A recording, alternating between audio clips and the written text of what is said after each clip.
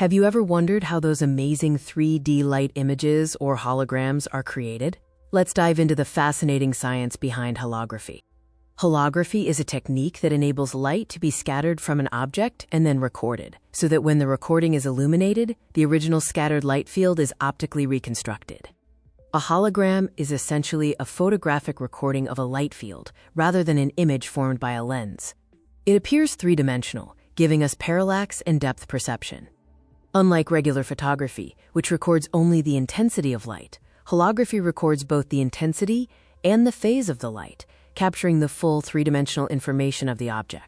The secret lies in two fundamental optical phenomena: coherence and interference. These are crucial for capturing the detailed light information required for a 3D image. Coherence means all the light waves are moving in sync. Interference is what happens when two coherent light waves meet, creating a complex pattern of light and dark areas. To achieve the necessary coherence, holography requires a laser. Laser light is monochromatic and highly directional, allowing the light waves to remain synchronized. The process of recording a hologram is meticulous and involves splitting a single laser beam into two parts to capture the light's full information. The laser beam is split into two: the object beam, which illuminates the subject, and the reference beam, which is directed straight to the recording medium. The object beam hits the subject and then reflects onto a highly sensitive photographic plate. This reflected light contains all the 3D information about the object. The reference beam, however, is guided directly to the photographic plate without striking the object. It serves as a static light wave baseline. When the object beam and the reference beam meet at the photographic plate, they interfere with each other, creating a complex microscopic pattern of light and dark lines. This pattern is the hologram. To view the hologram, the recorded interference pattern needs to be illuminated correctly to reconstruct the original light field. The process is reversed.